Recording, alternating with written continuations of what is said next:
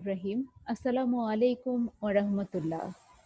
Rajshahi college কর্তৃক আয়োজিত একাদশ দ্বাদশ শ্রেণীর অনলাইন ক্লাসে স্বাগত জানাচ্ছি। আমি সৈয়দা সিফাতি নুরী, প্রভাষক উদ্ভিদ বিজ্ঞান, রাজশাহী কলেজ, রাজশাহী। সুপ্রিয় শিক্ষার্থীরা, সারা বিশ্বব্যাপী চলছে প্যান্ডেমিক কোভিড-19 এর সংক্রমণ। এই মহামারীতে তোমরা যে যেখানে আছো, আমি আশা করছি সুস্থ আছো, ভালো আছো, পরিবারের সাথে আছো এবং লেখাপড়ার মধ্যেই আছো। এবং শুকুর আলহামদুলিল্লাহ আমিও ভালো আছি। আজকে জীববিজ্ঞান প্রথম পত্রে ৪র্থ অধ্যায় নিয়ে আলোচনা করব, যা আমি ৭টি লেকচারে ইতোমধ্যেই আমি তোমাদের সামনাসামনি ক্লাসে শেষ করেছি। পরবর্তী ক্লাসের প্রয়োজন আছে কিনা সেটা তোমরা আজকের ক্লাসের শেষে কমেন্টের মাধ্যমে জানাবে।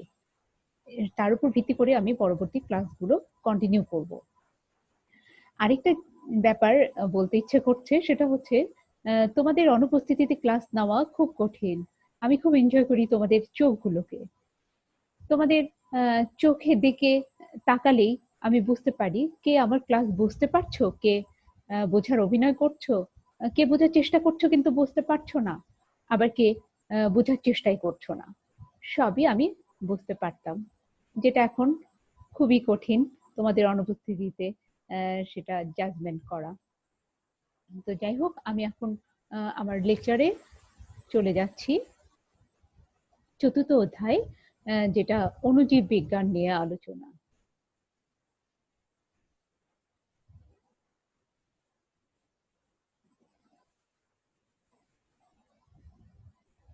তোমাদেরকে স্বাগত জানাচ্ছি। আমার সাথে তোমাদের অলরেডি পরিচয় হয়ে গেছে। ৪র্থ অধ্যায় অণুজীব। আজকে যে বিষয়গুলো এই অধ্যায়ের উপরে আলোচনা করব সেটা বলে নেই। জীবজগতে অণুজীবের অবস্থান, অণুজীবগুলো কাকে বলে সেটা সংজ্ঞা জানবো, অণুজীব বিজ্ঞান কি, বিভিন্ন প্রকারের অণুজীব সম্পর্কে জানবো, মাইক্রোবায়োলজির জনক সম্পর্কে জানবো, সিলেবাস নিয়ে কিছু কথা বলবো, ভাইরাসের জীব বৈশিষ্ট্য আছে, জড় বৈশিষ্ট্য আছে, সেগুলো জানবো, ভাইরাসের প্রকারভেদ নিয়ে আলোচনা করব, ভাইরাসের ভৌত রাসায়নিক গঠন বৈশিষ্ট্য নিয়ে আলোচনা করব, তারপরে টি2 ফাজ এবং টিএমভির ভৌত ও রাসায়নিক গঠনের চিত্র আঁকা প্র্যাকটিস করব। তাহলে আমরা প্রথমে চলে যাই যে জীবজগতে অণুজীবের অবস্থান। জীবজগতে অণুজীবের অবস্থান দেখতে আমি সবসময় একটি প্রশ্ন আগে করে থাকি, সেটা হলো জীবজগৎ কত প্রকার? বিজ্ঞানী ক্যারোলাস লিনিয়াস মতে জীবজগৎ ক্যারোলাস লিনিয়াসের পূর্ব থেকে ক্যারোলাস লিনিয়াস পর্যন্ত জীবজগতের সম্পর্কে যে ধারণা, দুটা জীবজগৎ ছিল, একটা হলো উদ্ভিদ জগৎ আর একটা হলো প্রাণী জগৎ। কিন্তু পরবর্তীতে বিজ্ঞানী হেকেল উনি বললেন আরেকটা জগৎ আছে যারা ক্ষুদ্র, যাদেরকে খালি চোখে প্রায় দেখা যায় না, যারা সাধারণত ক্ষুদ্র এককোষী জীব, এটা হলো প্রোটিস্টরা। প্রোটিস্টদের মধ্যে পরবর্তীতে দেখা গেল এককোষী আদিকোষী আছে, আবার এককোষী প্রকৃতকোষী আছে। এইটার উপর ভিত্তি করে আরো দুটো জগতের সূচনা হলো। এভাবে 5 রাজ্য ধারণা সম্পর্কে প্রথম বললেন হুইটেকার। কিভাবে 5 রাজ্য ধারণাগুলো আসলো এখান থেকে? যেমন এখানে এককোষী আদিকোষী, সেই জগৎটার নামকরণ করা হলো মনেরা, সেই জগৎটার নামকরণ করা হলো মনেরা। এরপরে এই প্রোটিস্টদের মধ্যে আছে এককোষী প্রকৃতকোষী, সেই জগৎটার নামকরণ করা হলো প্রোটিস্টা। এবার দেখা গেল উদ্ভিদ জগতের মধ্যে একটা জগতে সদস্যদের ক্লোরোফিল আছে, আরেকটা জগতের সদস্যদের ক্লোরোফিল নাই। যাদের ক্লোরোফিল নাই তাদের জগৎটাকে নামকরণ করা হলো ফানজাই, যেখানে ছত্রাকরা থাকবে। উদ্ভিদ বৈশিষ্ট্য সম্পন্ন আরেকটা জগৎ যাদের ক্লোরোফিল আছে, তাদেরকে আরেকটা জগতে ফেলা হলো, তারা হলো প্লান্টি। এরপরে সমস্ত প্রাণীগুলো যে জীবজগতে থাকবে সেটা হলো অ্যানিমেলিয়া, যারা প্রকৃতকোষী বহুকোষী। এভাবে জীবজগতের 5 রাজ্য ধারণা জন্ম লাভ করে, হুইটেকারের ধারণা থাকে। এখানে আমরা যে 5টা রাজ্য জীব দেখতে পাচ্ছি, সবচেয়ে মজার বিষয় হলো যে এই রাজ্যের বাহিরেও আরো অণুজীব আছে, এগুলোর থেকেও ক্ষুদ্র জীব আছে। অণুজীবগুলোর অবস্থান আমরা এখানে ধারণা করতে পারি এখানে প্রোটিস্ট জগতে, কিন্তু এই জগৎটা ছাড়াও আরেকটা জগৎ আছে, আরেকটা মানে আরেকটা ক্ষুদ্র জীবের জগৎ আছে। তারা কারা? এখন এটা জানতে আমাকে আরেকটা প্রশ্নের অ্যান্সার করতে হবে। সেটা হলো কোষের ধরন, কোষের সংখ্যার ভিত্তিতে জীব কত প্রকার। আমরা তো জানি যে কোষীয় জীব কত প্রকার, তাহলে আমরা দেখি যে সেটার ভিত্তিতে মাইক্রো পুরা জীব জগৎ বা অর্গানিজম কত প্রকার। প্রকৃতিতে আছে অকোষীয় জীব, তাদেরকে অ্যাসেলুলার বলে। এতক্ষণ দেখলাম সবই কোষীয়, আদিকোষী না হলে প্রকৃত কোষী, এককোষী না হলে বহুকোষী। এবার দেখলাম অ্যাসেলুলার যারা অকোষীয়, তারপরে প্রকৃত প্রোক্যারিওটস, তারপরে আরেকটা হলো ইউক্যারিওটস। তো এই যে অ্যাসেলুলার যারা তাদের কোনো নিউক্লিয়াস নেই, প্রোক্যারিওট যারা তাদের আদি টাইপের নিউক্লিয়াস আছে, ইউক্যারিওট যারা তাদের সুসংগঠিত নিউক্লিয়াস আছে।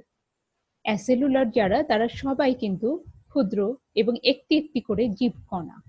আর প্রোক্যারিওটদের মধ্যে সবাই এককোষী, ইউনিসেলুলার।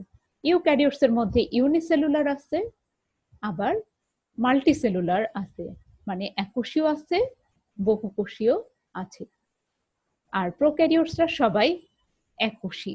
এখন আমরা উদাহরণ দেখব অ্যাসেলুলার কোন সমস্ত জীবরা বা অণুজীবরা, যেমন ভাইরাস, ভাইরাসের থেকেও 100 গুণ ছোট প্রিয়ন, ভাইরাসের থেকে 10 গুণ ছোট ভিরয়েডস, এরকম অণুজীব আমরা দেখতে পাচ্ছি যেগুলো অ্যাসেলুলার। আবার প্রোক্যারিওটস যারা এককোষী অণুজীব, তাদের উদাহরণ হলো সায়ানোব্যাকটেরিয়া যারা নীলাভ সবুজ শৈবাল, আদি টাইপের শৈবাল, তারপরে ব্যাকটেরিয়া, মাইকোপ্লাজমা, রিকেটশিয়া, অ্যাক্টিনোমাইসিটিস, এরা হলো প্রোক্যারিওটস এবং ইউনিসেলুলার। এরপরে ইউনিসেলুলার প্রকৃত কোষীর মধ্যে আছে অ্যালগাল প্রোটিস্ট, শৈবাল, ক্ষুদ্র শৈবালের এককোষী প্রকৃতকোষী শৈবাল আছে, এককোষী প্রকৃতকোষী ছত্রাক আছে, এককোষী প্রকৃতকোষী ক্ষুদ্র প্রাণী আছে, এনিমেল প্রোটিস্ট। সাধারণত প্রোটোজোয়া পর্বের প্রাণীগুলো এনিমেল প্রোটিস্টের উদাহরণ। এরপরে মাল্টি সেলুলারের মধ্যে সব বহুকোষী প্রকৃতকোষী শৈবাল, সব বহুকোষী প্রকৃতকোষী ছত্রাক, সব বহুকোষী প্রকৃতকোষী উদ্ভিদ, সব বহুকোষী প্রকৃতকোষী প্রাণী, সবাই হলো হলো প্রকৃতকোষী এই গ্রুপের মধ্যে প্রকৃতকোষী এবং বহুকোষী উদাহরণ সব ধরনের উন্নত শৈবাল, উন্নত ছত্রাক, উন্নত উদ্ভিদ, উন্নত প্রাণী। এবার আমরা দেখব যে অণুজীবগুলো কোনগুলো। অণুজীব বলতে আমরা কিন্তু সাধারণত বুঝি যে যারা রোগ সৃষ্টি করছে, কিন্তু আসলে ধারণাটা তা না। অণুজীব মানে যারা ক্ষুদ্র, যারা এককোষী, যাদেরকে খালি চোখে দেখা যায় না।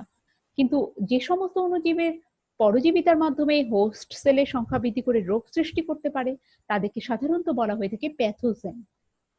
তো এর মধ্যে এই সদস্যগুলোর মধ্যে কারা প্যাথোজেন? এই যে একটা গ্রুপ, অণুজীবের একটা গ্রুপ, এখানে দেখতে পাচ্ছি অণুজীবের একটা গ্রুপ, আর এখানে অণুজীবের একটা গ্রুপ। এদের মধ্যে রোগ সৃষ্টি করতে পারে যারা পরজীবিতার মাধ্যমে, ভাইরাস, প্রিয়ন, ভিরয়েড, তারপরে সায়ানোব্যাকটেরিয়া পারে না, ব্যাকটেরিয়া, মাইকোপ্লাজমা, রিকেটশিয়া, অ্যাক্টিনোমাইসিটিস।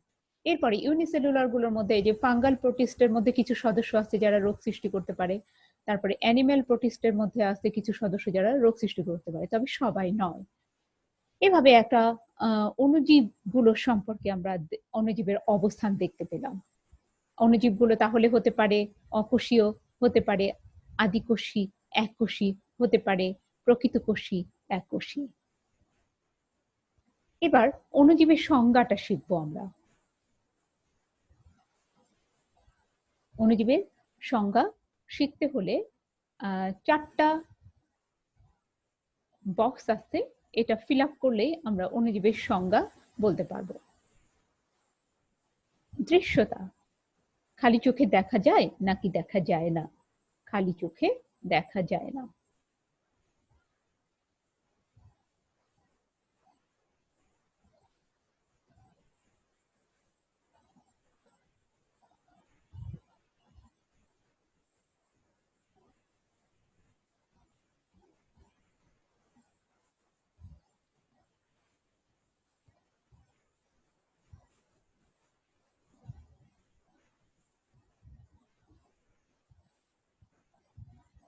খালি চোখে দেখা যায় না। এরপরে যন্ত্র, তাহলে কোন যন্ত্রের সাহায্যে দেখা যায়? অণুবীক্ষণ যন্ত্রের সাহায্যে দেখা যায়।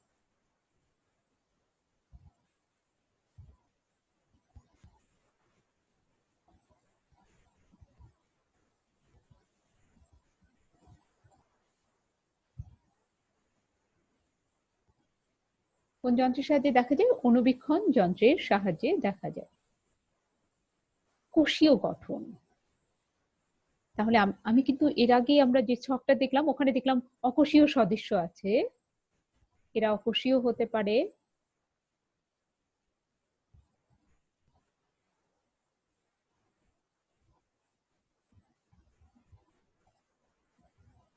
এককোষী,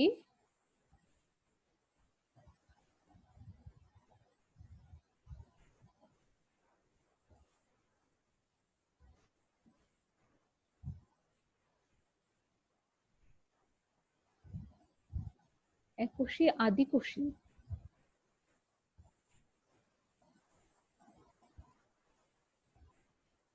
এককোষী আদিকোষী হতে পারে, অথবা এককোষী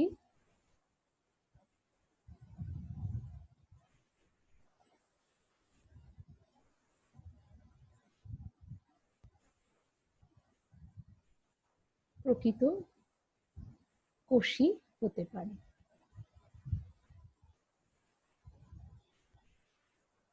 এরপরে পুষ্টি, এরা কিভাবে পুষ্টি সরবরাহ করে? এদের মধ্যে বেশিরভাগই হলো পরভোজী।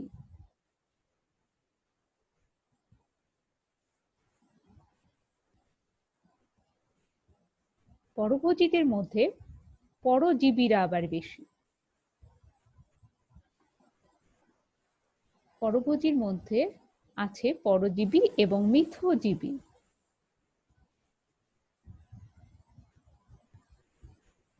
পরজীবী প্লাস মিথজীবী।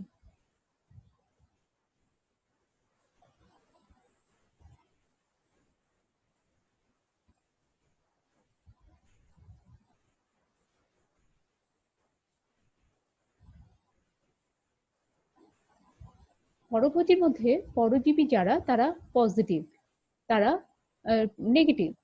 পরজীবী যারা তারা পরজীবিতার মাধ্যমে হোস্ট দেহের ক্ষতি করে রোগ সৃষ্টি করে, আর মিথজীবী হোস্টের কোনো ক্ষতি করে না, উপকার করে, এবং তার বিনিময়ে হোস্ট উপকৃত হয় এবং হোস্টের কাছ থেকে সে উপকৃত হয়। এদের মধ্যে আছে মৃতভোজী। মৃত পচা বস্তু থেকে পুষ্টি নেয়।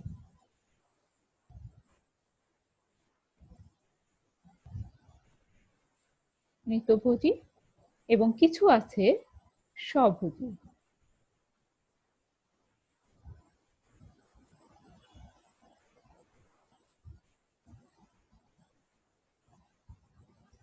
স্বভোজী তারাই যাদের হচ্ছে কোষে ব্যাকটেরিয়া ক্লোরোফিল থাকবে অথবা ক্রোমাটোফোর থাকবে। তাহলে এখন সংজ্ঞাটা কিভাবে দিব?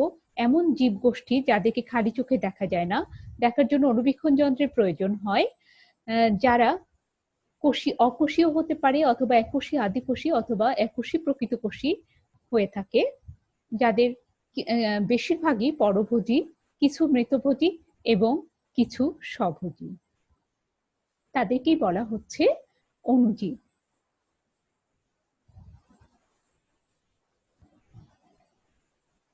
এরপরে বিভিন্ন প্রকারের অণুজীবের উদাহরণ দেখব আমরা। এখানে আমরা দেখতে পাচ্ছি ভাইরাস। বিভিন্ন প্রকার অণুজীবের উদাহরণের মধ্যে প্রথমে দেখছি যে ভাইরাস, এখানে একটা দেওয়া আছে ভাইরাস। ভাইরাস সাধারণত প্রোটিন এবং নিউক্লিক অ্যাসিড দ্বারা গঠিত। প্রোটিন এবং নিউক্লিক অ্যাসিড দ্বারা গঠিত। প্রোটিন প্লাস নিউক্লিক অ্যাসিডের মধ্যে ডিএনএ অথবা আরএনএ যে কোনো একটা থাকবে, ডিএনএ অথবা আরএনএ নিয়ে গঠিত। এরা হলো ভাইরাস। ভাইরাসের বিভিন্ন উদাহরণ দেওয়া আছে কয়েকটা: influenza, hepatitis C, rotavirus, টিটোফাস, তারপরে এটা হচ্ছে Ebola virus, adenovirus, papilloma virus. তারপরে দেখা যাচ্ছে এরপরে এখানে আমরা টেলিফোনের তারের মতন একটা গঠন দেখতে পাচ্ছি পেঁচানো। এটা আসলে একটা প্রোটিন কণা, শুধুমাত্র একটা ক্ষুদ্র সংক্রামক প্রোটিন যে এক ধরনের জীবের ন্যায় কাজ করে, অণুজীবের মতন কাজ করে, রোগ সৃষ্টি করে, তাদেরকে বলা হচ্ছে প্রিয়ন। এরকম একটা অণুজীবের উদাহরণ হলো প্রিয়ন, যারা ক্ষুদ্র একটা সংক্রামক প্রোটিন দ্বারা গঠিত। এরকম ক্ষুদ্র একটা ছোট্ট আরএনএ দ্বারা গঠিত অণুজীবও আছে প্রকৃতিতে, যারা রোগ সৃষ্টি করতে পারে। এরা হলো ভিরয়েড। ক্ষুদ্র আরএনএ দ্বারা গঠিত এরা হলো ভিরয়েড। এই যে ভাইরাস, প্রিয়ন, ভিরয়েড, এরা হলো অকোষীয় অণুজীবের উদাহরণ। আমরা বললাম একটু আগে অকোষীয় হতে পারে, আদিকোষীয় হতে পারে, প্রকৃতকোষীয় হতে পারে। তার মধ্যে অকোষীয় অণুজীবের উদাহরণ হলো এরা হলো অকোষীয় অণুজীব, ভাইরাস, প্রিয়ন, ভিরয়েডস। এরপরে তোমরা ছবিতে দেখতে পাচ্ছ 1 নাম্বার, এটা হলো ব্যাকটেরিয়া। এটা হলো ব্যাকটেরিয়া, আদিকোষী, প্রকৃত আদিকোষী একটা অণুজীবের উদাহরণ। আমরা জানি সব ধরনের ব্যাকটেরিয়া। তারপরে এখানে দেখা যাচ্ছে যে ছোট পার্পেল কালারের ঘুরছে। এরা পুরা ব্যাসিলাস ব্যাকটেরিয়ার মতন দেখতে, কিন্তু আসলে ওদের আচার আচরণ, কাজ কারবার গুলো ভাইরাসের মতন। এরা হলো রিকেটশিয়া, মানব দেহে টাইফাস টাইপের জ্বর সৃষ্টি করে। এরপরে ছত্রাকের মতন দেখতে, কিন্তু এদের কার্যকারিতা সব ব্যাকটেরিয়ার মতন। এরা হলো অ্যাক্টিনোমাইসিটিস। এই যে ব্যাকটেরিয়া, রিকেটশিয়া, অ্যাক্টিনোমাইসিটিস, এরা হলো আদিকোষী অণুজীব। আদিকোষী, এককোষী অণুজীব, আদিকোষী অণুজীব।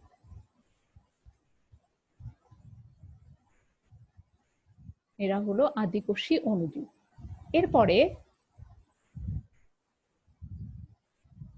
আমরা দেখতে পাচ্ছি ম্যালেরিয়ার পরজীবী, এটা প্লাজমোডিয়াম ভাইরাস। এটা একটা বহুরূপী অণুজীব, প্লাজমোডিয়াম ভাইরাস বা ম্যালেরিয়ার পরজীবী। ম্যালেরিয়া পরজীবীকে দেখতে পাচ্ছি। আবার এখানে দেখতে পাচ্ছি একটা এককোষী শৈবাল, যেটাকে দেখে বোঝা যাচ্ছে যে প্লাজেলার চলনাঙ্গ আছে, তার মানে এটা হলো ক্ল্যামাইডোমোনাস। যাই হোক, এককোষী প্রকৃতকোষী শৈবাল দেখতে পাচ্ছি, আর উপরে প্রকৃতকোষী একটা পরজীবী, সেটা হলো ম্যালেরিয়ার পরজীবী। এইগুলো হলো প্রকৃতকোষী অণুজীবের উদাহরণ।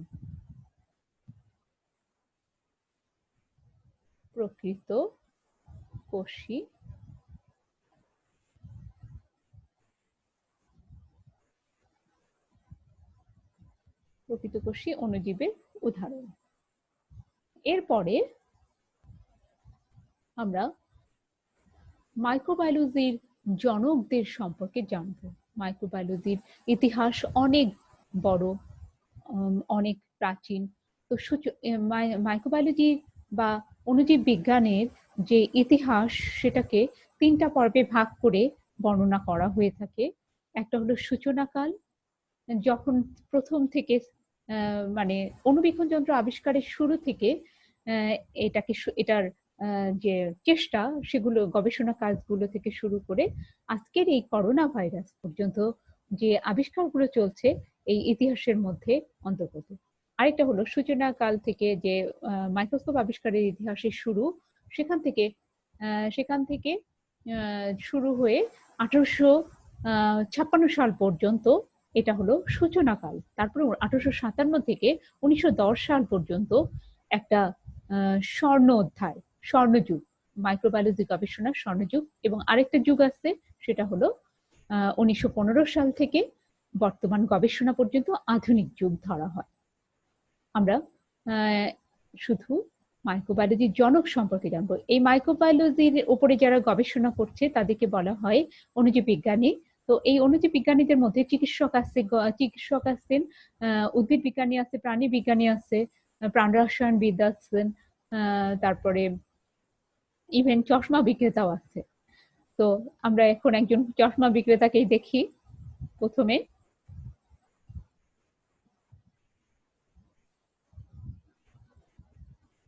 তোমরা দেখতে পাচ্ছ স্ক্রিনে একজন চশমা বিক্রেতা। ইনি হলেন ফাদার অফ মাইক্রোবায়োলজি। কিভাবে? উনি তো একজন চশমা বিক্রেতা, অথচ উনি ফাদার অফ মাইক্রোবায়োলজি। উনি যে চশমা বিক্রেতা, ওনার যে চশমার দোকানের লেন্স থেকে উনি একটা মাইক্রোস্কোপ আবিষ্কার করেন এবং সেখানে তিনি বৃষ্টির পানি পর্যবেক্ষণ করে প্রথম অণুজীব পর্যবেক্ষণ করেন। উনি অণুজীবগুলোর নাম দেন ক্ষুদ্র প্রাণী বা অ্যানিম্যাল কিউব। পরবর্তীতে সেটাই ছিল ব্যাকটেরিয়া। এই জন্য ওনাকে ফাদার অফ মাইক্রোবায়োলজি বলা হয় এবং ফাদার অফ ব্যাকটেরিওলজিও বলা হয়, যদিও তিনি ব্যাকটেরিয়া নামকরণ করেননি। উনি ব্যাকটেরিয়ার আবিষ্কারক। উনি হলেন অ্যান্টনি ভান লিউয়েনহুক। তার অবদান প্রথম অণুজীব আবিষ্কার করেন 1676 সাল। এরপরে আমরা আরেকজনকে স্মরণ করতেই হবে অবদান। ইনি হলেন, ইনাকে বলা হয় man of science, man of gold. ইনি হলেন মডার্ন মাইক্রোবায়োলজির জনক, ফাদার অফ মডার্ন মাইক্রোবায়োলজি। আমরা প্রথমেই ছবি দেখে বুঝতে পারছি উনি হলেন লুই পাস্তুর। 1822 সাল থেকে 1895 সাল ওনার লাইফ টাইম। এরপরে তার যে অবদানগুলো আমরা দেখছি সেটা হলো 1 নম্বর ফার্মেন্টেশন প্রক্রিয়া আবিষ্কার। এই ফার্মেন্টেশন প্রক্রিয়া অনেকগুলো শিল্পের দ্বারকে উন্মোচন করে দিয়েছে। 1 নম্বর শিল্প মদ শিল্প, চা শিল্প, চামড়া শিল্প, বিভিন্ন বায়োগ্যাস শিল্প, এই শিল্পের দ্বারগুলোকে উন্মোচন করে দিচ্ছে এই ফার্মেন্টেশন প্রক্রিয়া। তারপরে পাস্তুরাইজেশন আরেকটা গুরুত্বপূর্ণ প্রক্রিয়া, যেটা থেকে দুধ এবং তরল জাতীয় পদার্থগুলোর সংরক্ষণ করা হয় বিভিন্ন তাপে। এরপরে জলাতঙ্ক রোগের টিকা আবিষ্কার করেন, এটা একটা ভাইরাল ডিজিজ। হ্যাঁ, আর এরপরে অ্যানথ্রাক্স রোগ, এটা একটা ব্যাকটেরিয়াল ডিজিজ যেটা গবাদি পশুর হয়ে থাকে। ব্যাসিলাস অ্যানথ্রাকিস নামক ব্যাকটেরিয়া দ্বারা এই রোগটা হয়, এটার টিকা আবিষ্কার করেন। এছাড়াও ওনার আরো অনেক অবদান আছে, এগুলো সবচেয়ে গুরুত্বপূর্ণ অবদান তার। আর এই কারণে ওনাকে বলা হয় ফাদার অফ মডার্ন মাইক্রোবায়োলজি। মাইক্রোবায়োলজিতে তার অবদানগুলো এখন পর্যন্ত অনস্বীকার্য। এরপরে সিলেবাস নিয়ে কিছু কথা বলবো।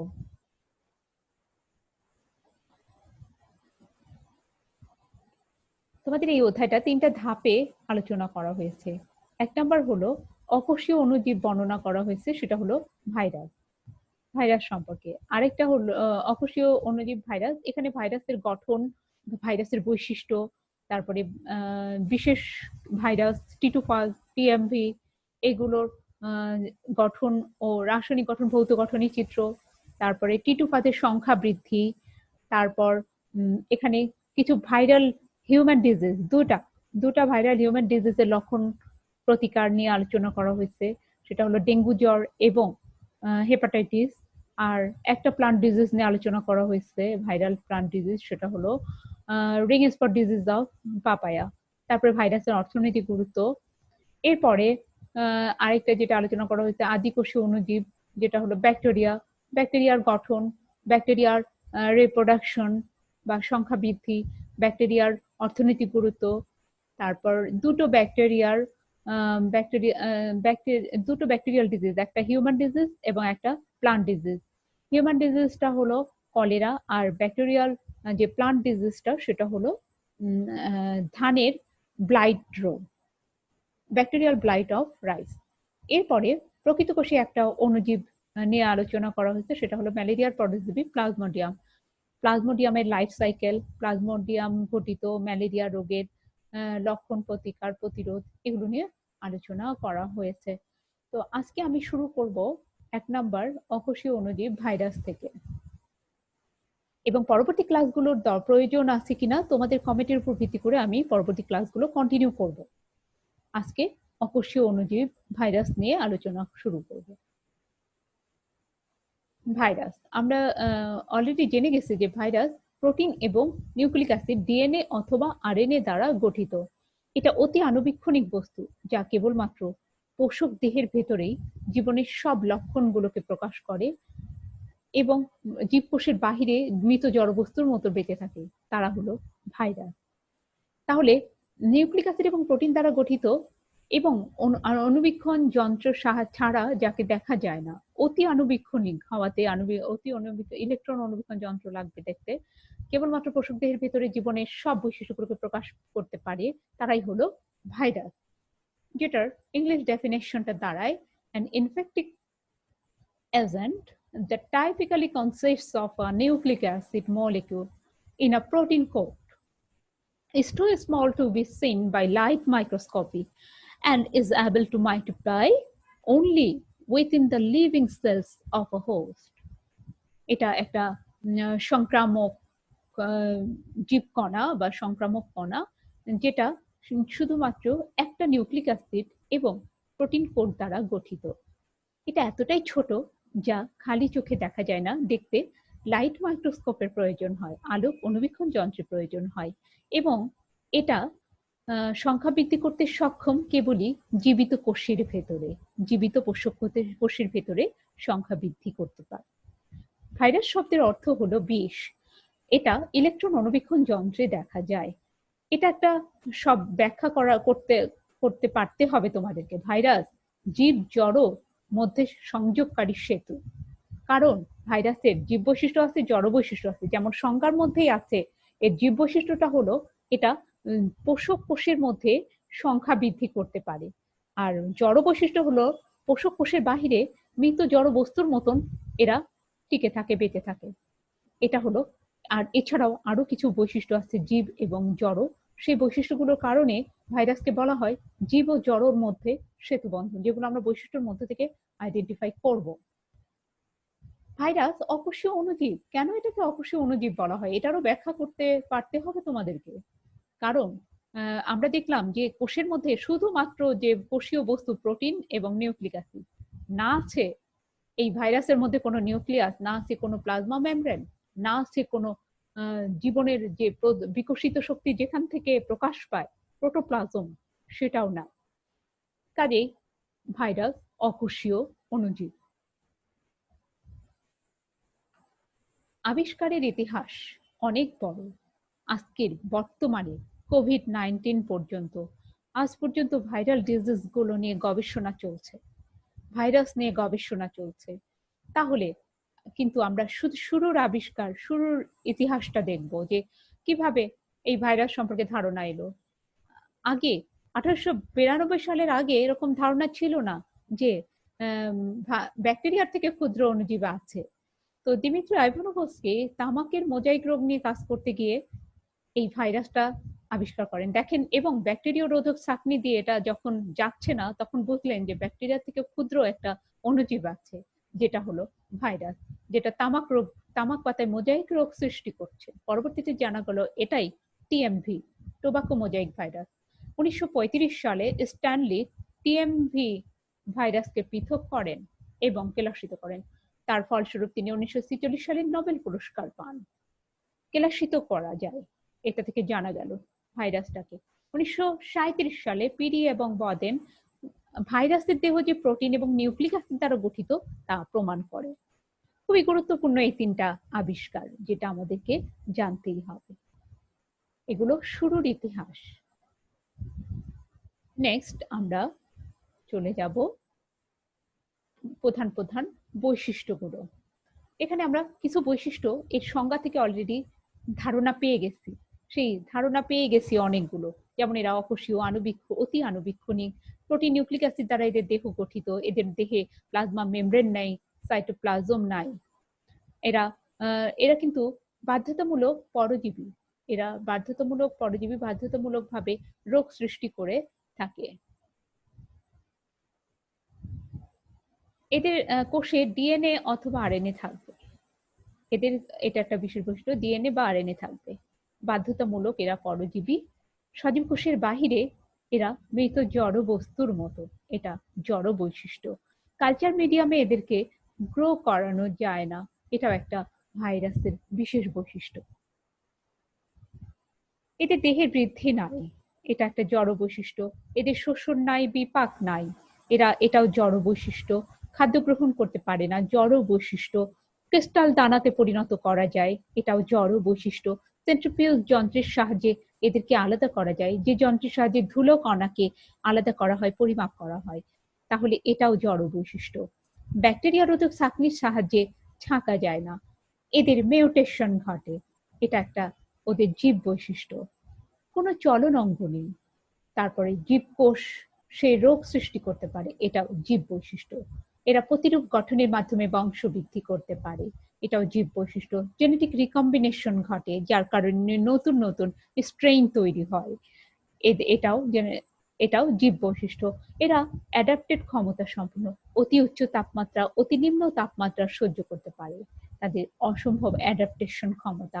তারপরে এদের পোষক দেহ সুনির্দিষ্ট, এটা একটা বৈশিষ্ট্য, এটা একটা অন্যতম বৈশিষ্ট্য, এটা একটা বিশেষ বৈশিষ্ট্য এদের। এরা নির্দিষ্ট পোষক দেহকে আক্রমণ করে থাকে, তবে ব্যতিক্রম দেখা যায়।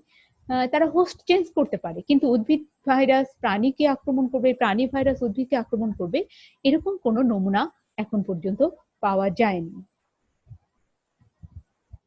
এবার ভাইরাসের শ্রেণীবিন্যাস বা প্রকারভেদ, এটা তিনটা ভিত্তির উপর ভিত্তি করে, তিনটার বৈশিষ্ট্যের উপর ভিত্তি করে প্রকারভেদ গুলো করা হয়েছে। একটা আকার আকৃতি, আরেকটা নিউক্লিক অ্যাসিডের ধরন, আর আরেকটা হলো পোষক দেহকে আক্রমণের উপর ভিত্তি করে ভাইরাস কয়েক প্রকার হয়ে থাকে, সেই প্রকারগুলো আমরা দেখব। আকারের উপর ভিত্তি করে কয় প্রকার?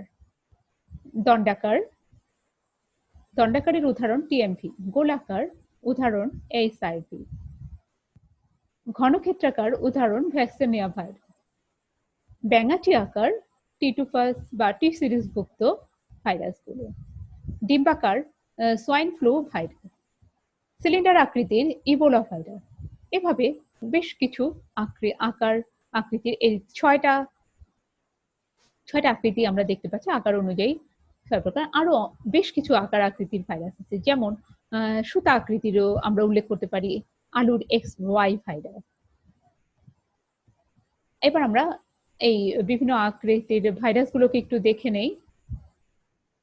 এখানে এটা হলো দণ্ডাকার টিএমভি, গোলাকার এইচআইভি, ঘনক্ষেত্রাকার ভ্যাকসিনিয়া, এখানে আমরা দেখতে পাচ্ছি ব্যাঙাচি আকারে টি2, তারপরে ডিম্বাকারের মধ্যে এটা ভ্যাকসিনিয়া সোয়াইন ফ্লু ভাইরাস, তারপর সিলিন্ডার আকৃতির ইবোলা ভাইরাস।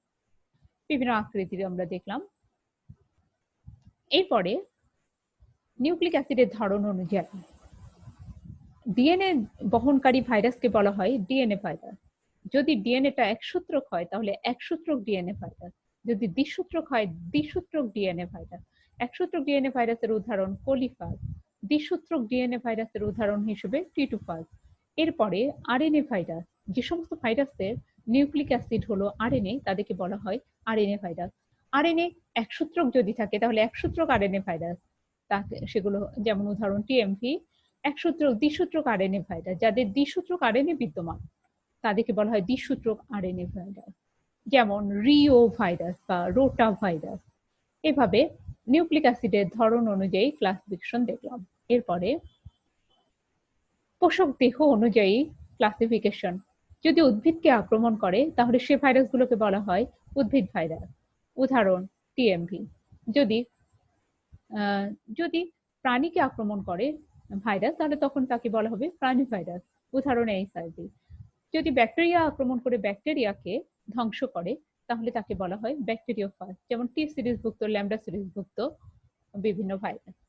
তারপরে যদি ব্লু গ্রিন অ্যালগি বা সায়ানোব্যাকটেরিয়াকে ধ্বংস করে যে সমস্ত ভাইরাস তাদেরকে বলা হয় সায়ানোফাজ, যেমন উদাহরণ দেওয়া আছে LPP2। এগুলো আসলে যে সমস্ত মাইক্রোবায়োলজিস্ট এই সমস্ত অণুজীব নিয়ে কাজ করেন তারা তাদের রাসায়নিক গঠনের ভিত্তিতে এই টাইপের নামকরণগুলো করে থাকেন। এরপরে ভাইরাসের ভৌত ও রাসায়নিক গঠন নিয়ে আলোচনা করব, মানে জেনারেল সাধারণ গঠন। আমরা জানি যে ভাইরাস গঠন বলতে ভাইরাসের যে রাসায়নিক গঠন সেটা হলো এরা নিউক্লিক অ্যাসিড এবং প্রোটিন দ্বারা গঠিত, কিন্তু কিছু কিছু ভাইরাস আছে যাদের নিউক্লিক অ্যাসিড এবং এই প্রোটিন লেয়ার ক্যাপসিড ছাড়াও আছে এনভেলপ থাকতে পারে এনজাইম। তবে তার মানে এখান থেকে বুঝতে পারছি সব ভাইরাসে এনভেলাপ থাকে না, আবার সব ভাইরাস এনজাইম তৈরি করতে পারে না।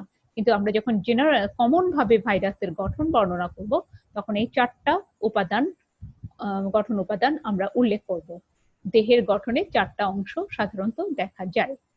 1 নম্বর নিউক্লিক অ্যাসিড। নিউক্লিক অ্যাসিডের কন্ডিশনই হলো হয় ডিএনএ থাকবে, না হলে আরএনএ থাকবে। সাধারণত উদ্ভিদ ভাইরাসে আরএনএ থাকে, প্রাণী ভাইরাসে ডিএনএ থাকে। ব্যতিক্রম দেখি, যেমন ফুলকপির মোজাইক ভাইরাসে ডিএনএ থাকে। ইনফ্লুয়েঞ্জা ভাইরাস, এইচআইভি ভাইরাস, এগুলো প্রাণী ভাইরাসে আরএনএ থাকে, যেগুলোতে সাধারণত প্রাণী ভাইরাস কিন্তু ডিএনএ থাকে, কিন্তু আরএনএ প্রাণী ভাইরাসগুলো অসম্ভব ভয়ঙ্কর। সর্বশেষ যে করোনা ভাইরাস, এটাও কিন্তু একটা আরএনএ ভাইরাস। এরপরে ক্যাপসিড। ক্যাপসিড হলো প্রোটিন আবরণ। ক্যাপসিড হলো প্রোটিন আবরণ। এই ক্যাপসিডের যে প্রত্যেকটা প্রোটিন অণু, এক একটা প্রোটিন অণুকে বলা হয় ক্যাপসোমিয়ার। এর কাজ হলো নিউক্লিক অ্যাসিডকে রক্ষা করা এবং নিউক্লিক অ্যাসিডকে পোষক কোষের মধ্যে প্রবেশ করতে সাহায্য করে। এরপরে তৃতীয় এনভেলাপ। এটা সব ভাইরাসে থাকে না, যে ভাইরাসগুলোতে থাকে তাদেরকে লিপো ভাইরাস বলে বা এনভেলাপ ভাইরাস বলে। সাধারণত প্রাণী ভাইরাসে ক্যাপসিডের বাহিরে, প্রোটিন আবরণ বা ক্যাপসিডের বাহিরে লিপিড প্রোটিন দ্বারা একটা আবরণ থাকে। এই আবরণটাকেই বলা হয় এনভেলাপ। এখন এই এনভেলাপ যাদের আছে তারা হলো লিপোভাইরাস বা এনভেলাপ ভাইরাস। উদাহরণ এইচআইভি, পক্স, হার্পিস। এই এনভেলপের পুরুত্ব সাধারণত দেখা গেছে 10 থেকে 15 ন্যানোমিটার। এটি প্রোটিন, লিপিড এবং কিছু কার্বোহাইড্রেট দ্বারা গঠিত। এনভেলপের যে গঠনগত একক সেটাকে বলা হয় পেলপোমিয়ার। তাহলে এর আগে দেখলাম ক্যাপসিডের একক হলো ক্যাপসোমিয়ার আর এনভেলপের একক হলো পেলপোমিয়ার। 4 নম্বর এনজাইম। এনজাইম সব ভাইরাসে তৈরি হয় না, বিশেষ বিশেষ ভাইরাসে বিশেষ এনজাইম তৈরি হয়। সকল ভাইরাসে এটা থাকে না, এটাই বৈশিষ্ট্য। বিশেষ কিছু ভাইরাসে এনজাইম তৈরি হয়। যেমন উদাহরণ দেখি আমরা, ব্যাকটেরিওফাজে লাইসোজাইম তৈরি হয়। এই লাইসোজাইম এনজাইমের কারণে তারা খুব সহজেই ব্যাকটেরিয়াকে ধ্বংস করতে পারে। আরেকটা হলো ইনফ্লুয়েঞ্জা ভাইরাস। নিউরোমেনিডেজ নামক এনজাইম নিঃসরণ করে। এই নিউরোমেনিডেজ গুলো আমাদের হিউম্যান বডিতে স্নায়বিক দুর্বলতা সৃষ্টি করে দেয়, স্নায়ুতন্ত্রকে আক্রমণ করে, যার কারণে 2-3 দিনের মধ্যে অনেক দুর্বল হয়ে যায় মানুষ ইনফ্লুয়েঞ্জা আক্রান্ত হলে। এরপরে এইচআইভি ভাইরাস, তারপরে কোভিড-19, করোনা ভাইরাস, এই সমস্ত ভাইরাস গুলো তারা রিভার্স ট্রান্সক্রিপ্টেজ এনজাইমের কারণে এতটা ভয়াবহ হয়ে উঠছে। তারা যেমন মানুষ এদের হোস্ট, এরা মানব দেহের ভেতরে গিয়ে রিভার্স ট্রান্সক্রিপশন ঘটায়। রিভার্স ট্রান্সক্রিপ্টেজ এই এনজাইমটা দ্বারা রিভার্স ট্রান্সক্রিপশন মানে উল্টা ট্রান্সক্রিপশন। ডিএনএ থেকে আরএনএ তৈরিকে বলা হয় ট্রান্সক্রিপশন, কিন্তু আরএনএ থেকে ডিএনএ তে পরিণত হওয়া সেটা হলো উল্টা ট্রান্সক্রিপশন বা রিভার্স ট্রান্সক্রিপশন। সেই রিভার্স ট্রান্সক্রিপশন ঘটাতে এই এনজাইমটা লাগে। এই এনজাইমটার কারণেই এরা রিভার্স ট্রান্সক্রিপশন ঘটাতে পারে এবং যে হিউম্যান বডির যে ডিএনএ সেটার সাথে জেনোমের সাথে অ্যাটাচড হয়ে খুব সহজেই সংখ্যা বৃদ্ধি করে ভয়াবহ রূপ ধারণ করে। এবার আমরা টিটোফাজের ভৌত গঠন এবং রাসায়নিক গঠন চিত্র আঁকব।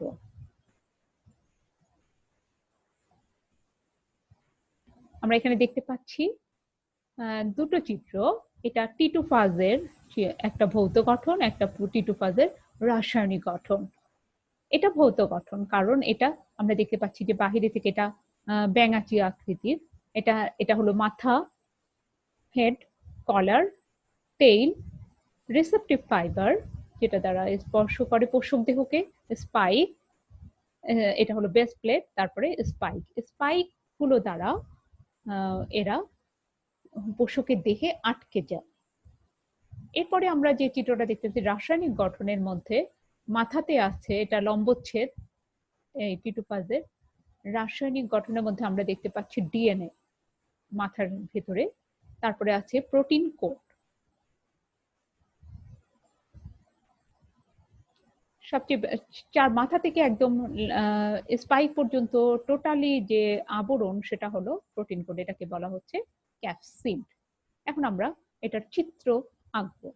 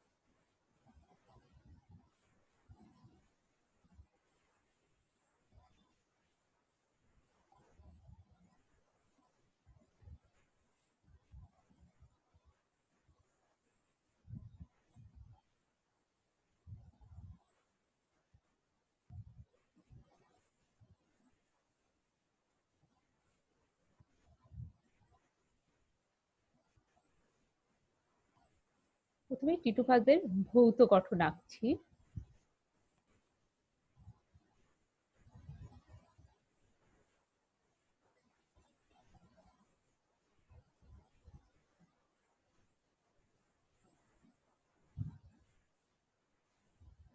এটা কলার, রিসেপটিভ ফাইবার বা স্পর্শক তন্তু,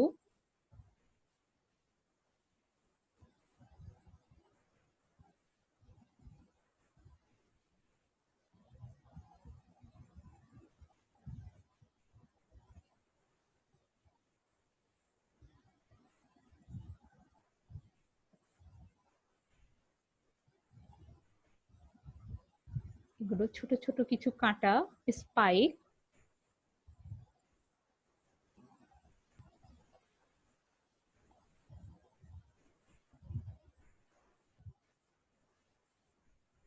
এটা হলো টিটোফাজের ভৌত গঠন। আর এটার যদি লম্বচ্ছেদ করা যায়,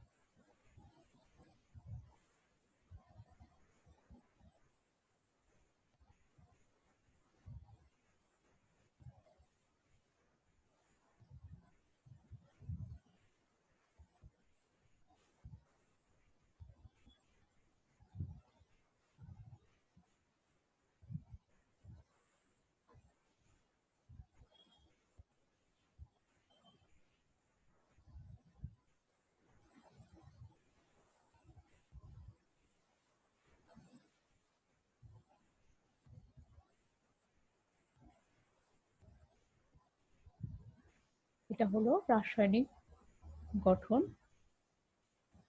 রাসায়নিক গঠন দেখাতে হলে অবশ্যই আমাদেরকে প্রোটিন অংশ দেখাতে হবে, কোথায় কোনটুকুকে প্রোটিন বলে, কোনটা ডিএনএ, এগুলো দেখাতে হবে।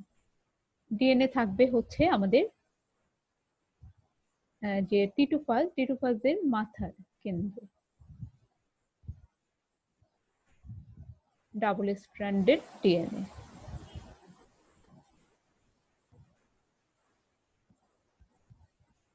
ডিএনএ এখন আমরা যদি লেবেল করি, এটা হলো ডিএনএ, আর পুরো চারপাশের যে অংশটা এটা হলো প্রোটিন কোড, যেটাকে বলে ক্যাপসিড।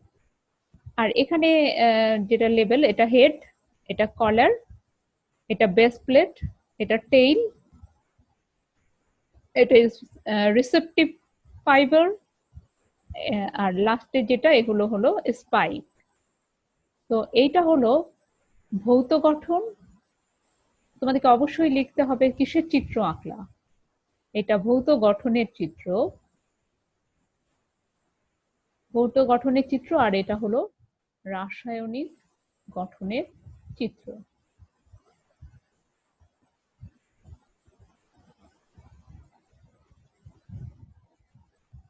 রাসায়নিক গঠন চিত্র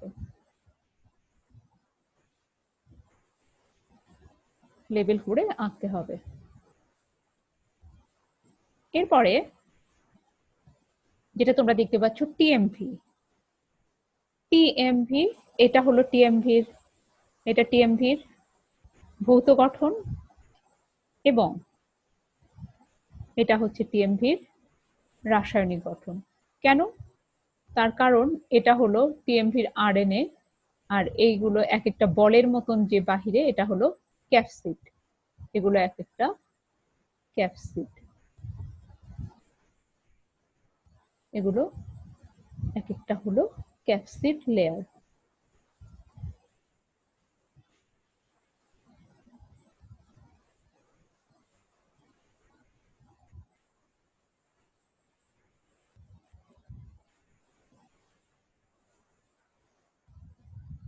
একটা বলের মতন এগুলো হলো ক্যাপসিড।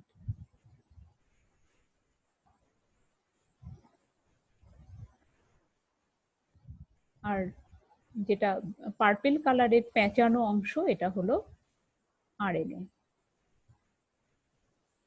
তো এইটা হলো রাসায়নিক গঠন।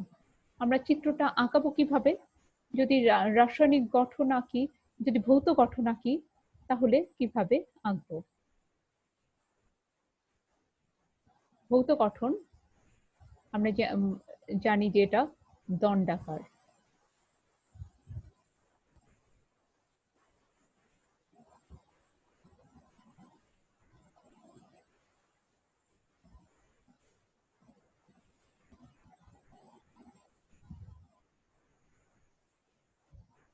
সমান করে আঁকতে হবে।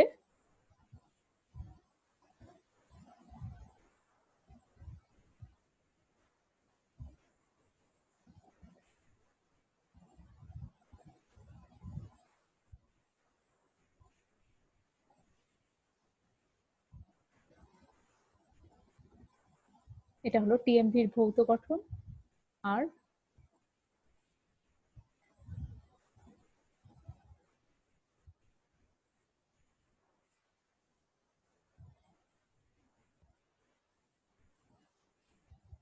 এটা হলো টিএমভির রাসায়নিক গঠন।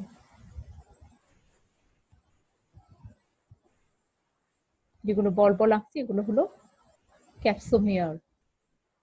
ক্যাপসোমিয়ার গুলো নিয়ে গঠিত বাহিরের যে লেয়ার, সেটা হলো ক্যাপসিড লেয়ার।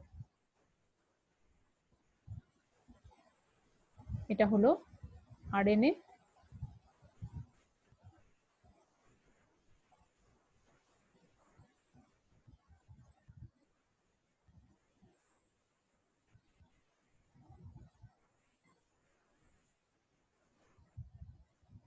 ক্যাপসো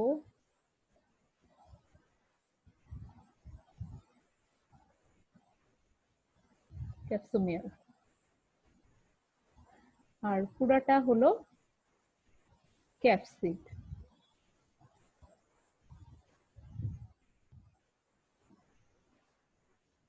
capsid layer.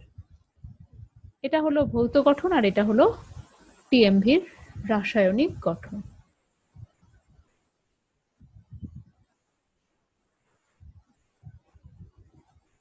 এটা টিএমভির ভৌত গঠন, আর এটা টিএমভির রাসায়নিক গঠন।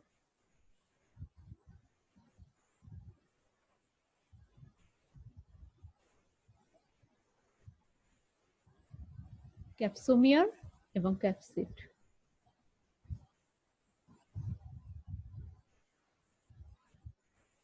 আজকে ক্লাসের এই পর্যন্তই।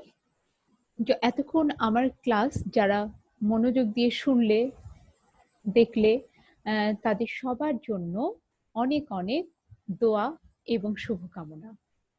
প্রিয় শিক্ষার্থীরা, জীবন অনেক সুন্দর। নিজেকে ভালোবাসো, পরিবারকে ভালোবাসো, দেশকে ভালোবাসো। সামনে তোমাদের জন্য অনেক ভালো কিছু অপেক্ষা করছে ইনশাআল্লাহ। আল্লাহ হাফেজ।